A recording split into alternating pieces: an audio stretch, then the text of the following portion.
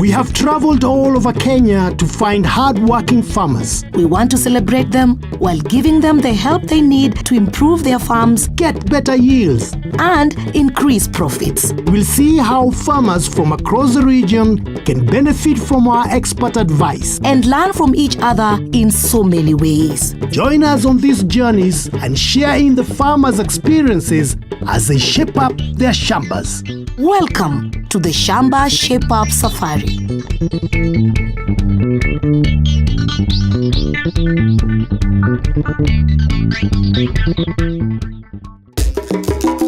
Hello and welcome. To Shamba Shape Up. Today we are in Narok County, Enkishon farm. And you know, this is our second visit here. And we want to find out how our farmers have been getting on. Well, let's go find out.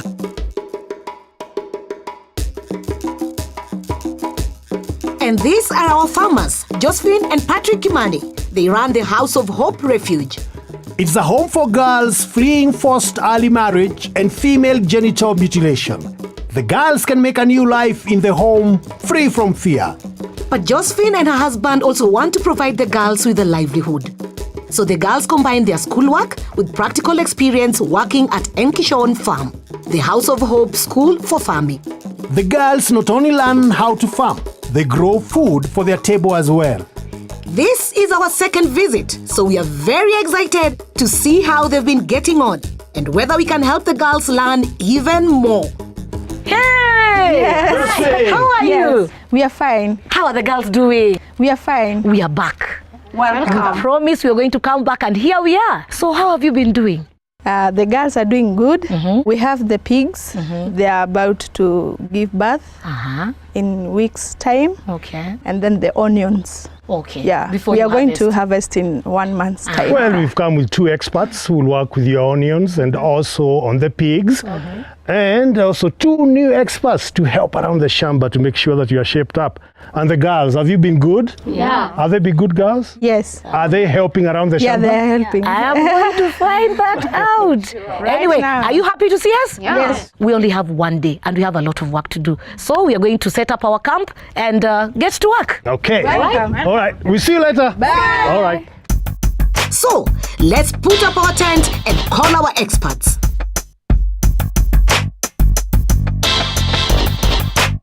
First, let's check the onions. When we were here 2 months ago, we asked George from Royal Seed to give Josephine and the girls some advice. George recommended they plant red Pinoy. It's an onion variety that only does well in this region and is popular in the market. George demonstrated planting seed using a raised seed bed. This helps ensure good germination and strong roots. So, let's see how the onions are getting on. And here they are. This is a region of low rainfall, so the stems do look a little dry. But germination is almost 100%, and the bulbs should be really big. Wow, this looks amazing. What do you think, George? It looks nice. I like it. Now, Josephine, how did you get to this? We followed the instructions from the people from Royal Seed, how to prepare the seed bed, the spacing, and the comparison between this seed, the red Pinoy, and the other one we planted previously. This one is doing better. The choice of the seed red Pinoy was the best, and then raising the nursery as we advised. So getting maximum germination, 100%, which is good for the farmer. And then that helps you get proper roots. That is important for transplanting. When we were here last, we planted the onion seeds in a raised bed with the seeds in rows. There should be 15 centimeters between each row and 2 centimeters between each seed. When transplanting to the field, a red Pinoy should again be planted in rows, 15 centimeters apart, but with 8 centimeters between the seedlings to allow space for them to grow. Why do you love onions? It's a source of money. Are you expecting to get a lot of money from this? Yes. Okay, all right. How else do you help with the onions? I help in weeding. Now, why is weeding important, George? Weeding is very important because one, you are avoiding competition between the plants and the weeds. So it means the plant is getting 100% of your nutrients that you're applying to the crop. And then it also helps reduce the pest and diseases in the crop because it's clean. So you don't have a host for the pests that can infect your crop. Now, what stage are we in right now? Right now we are at a very crucial stage of bulbing, as you can see. Some plants that are forming very nice bulbs. So what is very critical at this stage is watering. You need to do at least twice a week. So why is water so critical at this stage? Water is so critical because it will help the plant get the energy from the soil. Number one, for you to get the nutrients from the soil, you have to have the water so that the roots can absorb the nutrients from the soil. If you don't have that, it means you don't have nutrients coming from the soil to the plant. And also it gives the plant the energy for a source of hydrogen for photosynthesis that is important for the plant. The leaves is preparing the food that helps the bulb in formation. So at this particular stage, what would you recommend Josephine to do? One, you need to do a preventive spray of fungicide and insecticide. And then that will give you a very good yield of about 25 tons in 1 acre that you have. And you guaranteeing them a bumper harvest? I guarantee with Red Pinoy, bumper harvest is assured, so long as our instructions are followed. Red Pinoy is key because even after harvesting, you still have a shelf life of 4 to 6 months. So it means if the prices are not good in the market, you can still wait between 4 to 6 months. And then another thing, you have a deep red color. And then the size of the bulb is 90 to 120 grams. That is what the market is looking for. So why is Red Pinoy doing so well here? Red Pinoy is a variety that does well in low and medium altitude areas. So this place is very favorable for Red Pinoy. Well, you've heard from the expert. With Red Pinoy, you're guaranteed of getting a maximum harvest of 25 tons per acre. And it's got a good shelf life. You can keep it in the store until the prices are good, then sell it and make some good money. Well, that's great news. The onions are doing well. Now, I wonder whether the pigs have improved since our last visit. Over to you, Caro. Thanks, Tony. Now, the last time we were here, I invited Duncan from Unga to visit, and he gave us advice on feeding pigs. If looked after properly, pigs can be a very profitable business. Pigs breed quickly. A sow can have around 2 liters with up to 20 piglets every year. So, Duncan, Josephine, Sereji, we are back again. Duncan, what do you think? Do you think things are looking good? Yeah, I've seen the piglets are now grown up. They are now going to the stage of the finisher. Yes. I see Marion have followed the instructions of feeding the pigs. Aha! So, Josephine and Marion, you've passed the exam. Our pigs are looking good, and our expert is very happy. Thank you. I don't know, maybe you should let the farmers know what you've been doing. What have you been doing to the pigs? Okay, during the early stage, we gave them the pig repellents, and then for the second stage, the cyanina, and then now we have introduced to them the pig finisher. Did it give you any problems to differentiate between what to give, at what time, at what ages? No. You got it right. Yeah. And it was easy. Yeah. Josephine? Yes. Did the pigs love the feed? Yes, So it is good? it is very good. Aha! Was it easy to get the feed? Yeah, the feeds are there in the market, ready, so I didn't get any problem getting them. What advantages have you seen? Okay, the pigs have grown very fast, and following the procedures, everything, we have seen that we are saving the money because now we know the procedure, the right ratio. Wow. Yes. Duncan. The critical thing is to follow to give the ratios, because at the end of the day you are in business and you want to use a cost-effective way of input to get maximum output. They will gain weight well and you will get to the target weight very early. To get the pigs to breeding age as quickly as possible, from 7 days until they begin to wean at 6 to 8 weeks, feed Fugo Pig Creep Pellets. At 8 weeks, after weaning until 4 or 5 months, give 1.5 kilograms of sow and weaner meal per pig per day. At 4 or 5 months, or when the pig reaches 40 kilograms, give Fugo Pig Finisher Meal at 2.5 kilos per pig per day. When the pig reaches 60 kilograms, around 6 or 7 months old, it is ready for sale. But how does the feeding regime help the breeding pigs you're planning on keeping? For the ones which are going to be served, they will be able to show signs of heat early, and you can breed that and get more piglets. So it will be advantage to you to get to the market weight early and also to expand your farm. Josephine, Yes. are you profiting from this kind of farming? Yes. We have the pigs grow very fast compared to any other animal, and I'm sure I'm going to sell them at a higher price. Yeah. So you're always guaranteed of making profit. Yeah, the market is there also. Anything to add on that, Duncan? Yes, that's the pigs also, they give birth to so many piglets, so it means you can multiply you can grow your number of pigs in your farm very fast. And getting that weight of market weight in 7 to 8 months is very profitable compared to other farm animals. Thank you very much, Duncan. So, there farmers, you've heard it from the horse's mouth. Pig farming is quite profitable if you follow the right regime. Target feeding against the ages of the pigs. So, Marion, the question I was asking you, you know, there is a piglet that is called Shamba shape up here, but I've been trying to find it, I can't. Which one is it? Is it this one? Yeah. It's this one? Yeah. Are you sure? Yeah. No, Jocelyn, I think it's the other one. Duncan, we named one Shamba shape up. Yeah. This one. Well, I hope little Shamba Shape Up is going to give our farmers a big profit.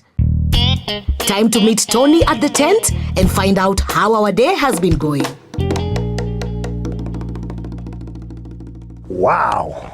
Thanks to our expert, we've learned that good onion management and the right choice of seed leads to high yields. And how keeping well-managed pigs can lead to making big profit. But we also wanted to hear from one of the girls.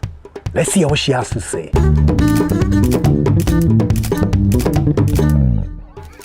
My advice to the young girls who are watching this program is that farming can be fun only if you have passion about it. You can also earn through farming. You can't go hungry when you have food on your farm, you know. And if I can do farming, you can also do it. Wow. Caro, what do you think? Quite inspirational, Tony, especially coming from a young girl like that. That is food for thought to our young farmers. Coming up after the break, some new ideas. Conservation, agriculture. And clean cook stoves.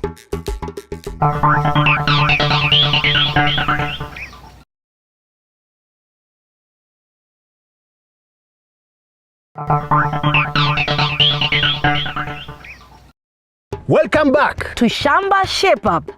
We are visiting Enkishon Farm, the House of Hope's farm school, and you've seen how to grow onions. and get the best from pigs. But we also want to introduce the girls to some new ideas Increasing yield with conservation agriculture. and saving money with clean cook stoves. So no time to waste. Let's get to work. For our next expert, it's time for the girls to go back to school. I'm meeting up with Michael from CIMIT, and he's going to give the girls a lesson in conservation agriculture. Hello, ladies. It will not only save them time on the farm, it's cheaper than conventional farming, and it increases yield. Can't be bad. Let's see what he has to say. Conservation agriculture, okay? It is a set of technologies. We usually refer to it as CA in short. There are three principles. And the first one is called minimum tillage or zero because you only dig the hole where you plant the seed and then you cover. So you don't have to disturb the rest of the soil. If you do minimum tillage or zero tillage in a farm that has a lot of weeds, you have to kill those weeds before you plant, isn't it? You use herbicides. And why are we doing this? Number one, because we don't want erosion. Number two, we don't want to disturb a lot of animals that live underground. When you do minimum tillage, you also save your energy. And we are saying the future of agriculture is in youth. Youth want agriculture to be cool, isn't it? Yes. Wow, we are off to a good start, Mwalimu. So I'm going to return the ball to the girls now. Why is it important to have zero tillage or minimum tillage? It saves energy. Another one? Yes? It also conserves the resources. Let's clap for them. That's very good. So let's go to the second principle of practice. Is soil covered? How do you ensure the soil is covered? Number one is you leave crop residue on the farm. The reason why you leave those remains is to make sure your soil is not hit by the sun, or when it rains, it doesn't cause erosion. Soil cover. Why is it very important to do this? It prevents soil erosion. Soil erosion. What else? It conserves soil moisture. Let's go to the third principle of conservation agriculture. Cropping system. There are two cropping systems that I want you to remember. The first one is called crop rotation. Make sure you plant a cereal, and then the next season or next year, you plant a legume. But the common crop here is what? Maize, isn't it? Yes. So after you've harvested your maize, don't return maize. Please plant a legume. Legumes actually help your soil to improve. Maize takes a lot of soil fertility from the soil. But if your farm is not big enough, for example, you are farming only on 1 acre, we advise farmers to do intercropping. What is so important to observe when you're doing crop rotation and intercropping? Anyone? Yes? Improved variety. Improved variety. Is that correct? Yes. Good girl. And you've been very quiet. Legumes. Did she get it right? Yes. Clap for yourselves. Good. So, Michael, are my girls doing well? Very well, in fact. Thank you very much for taking up your time. We are very grateful. Hilda, take it away.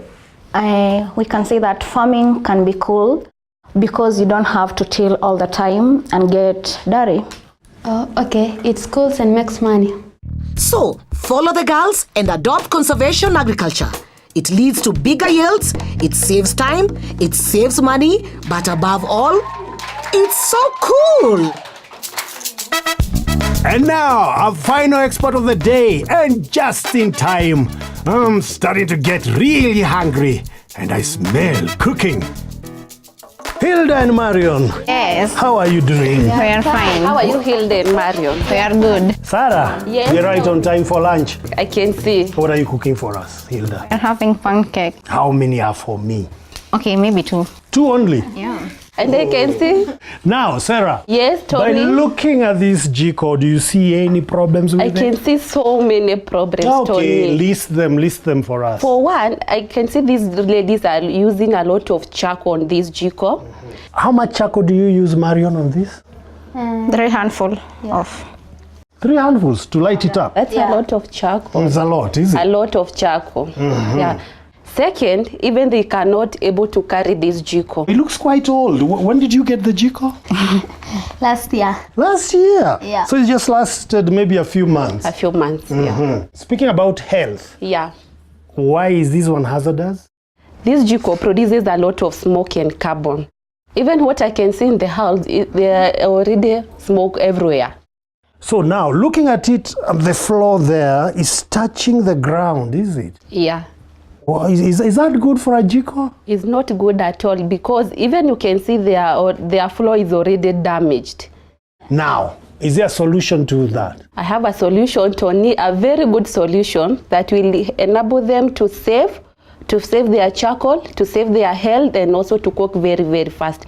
So now we recommend they take this jiko out and we come with a solution.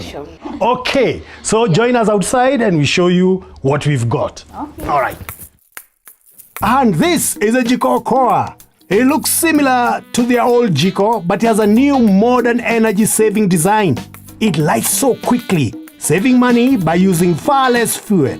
Just 1 handful of charcoal compared to 3 with the old jiko. It also has much less smoke. But let's take it inside and let our expert tell us all about it. Marion and Hilda, what do you think now? This jiko is wow. Yeah. Are you seeing any difference? It is improved. It is improved. And the house looks good and there is no smoke. Oh, I can go on and on and on, but let me leave it to you, Sarah. This is the solution, jiko. Jiko is all about saving. It will save your time, it will save your money, and also it will save your health. Because as you can see, it uses less charcoal, but normal charcoal. And also the design of this jiko, it doesn't lose the temperature outside. It is being retained here inside. That's why it cooks very, very fast compared with the other one that you had. And also you can see it has the handles. You can hold it. Tony, you can uplift the jiko and see how portable it is. Even it can't burn you. Yeah. Are you sure? Yeah, sure. Double I'm scared. sure. You want me to try it? Yeah. Are you sure? You guys won't burn my hands. Let me try it. No. Don't get burned. Wow. As you can see, Tony, he's lifting it up compared with the one that you had. So with jiko, you don't have to use those papers to hold the jikos. It is, our handles are very, very friendly. And also it has the feet. Then you can cook at any service. It won't damage your floor. And also it has the ashtray. It has 2 functions: to control the temperature and also to correct the ash. So that's the high power. When you are cooking, you are supposed to put it at that point where the notches are, but that's the high power. If you close it, depending on what you are cooking, that's the low power. If you close it completely, you are done with your cooking, the jiko will cool down. Understood? Yeah. Yeah. And also it reduces all the emissions, that is carbon and less smoke. So it won't affect you, it won't have the irritation of the eyes and also that of coughing. Okay, I have maybe one question. How do we get this jiko, like where in the market? Jiko, you can find it in all supermarket, and you have our distributors countrywide. And as long as you are going to buy, you have to look there, the brand jiko at the front. Yeah. So, ladies, what do you think of jiko okoa? Jiko is wonderful. It's improved. And we like it. Wow, I also love it. And guess what? I have a surprise for you. I'm going to cook for you something. Really? Yeah, some pancakes. Let me see. Where do I start from? Okay, put this one here. And then, can I continue? No. Why? It's not as free. It's what? It is a fun. Oh, too much work, too much work. All right, you go ahead. We'll see you later. Time to meet Caro and see what our farmers thought about their shape-up. Josephine, Hilda, Marion, what do you think about our revisit? We are saying thank you. You've promised us last time you are going to come back, and we have seen you. We are happy. Welcome again. So, Hilda, you gave the young farmers very, very good advice. Thank you. Has Shamba Shape-Up helped you today? Yeah. How? How to take care of the farm. Yes. So we have learned much. Tell us something about the onions. Okay, next month we will harvest them, and we are expecting a bumper harvest. You know. Good harvest. Yeah, good harvest. Tell us how the harvest has been. Yeah. All right. Marion, aka Sereti. Tell me about my pigs. Oh, the pigs are doing well. They have good health. Yes. So they're just doing well. So you're happy? Yes, we are very happy. Our work here is done. Yes. And we'll see you next time, right here on Shamba Shape-Up.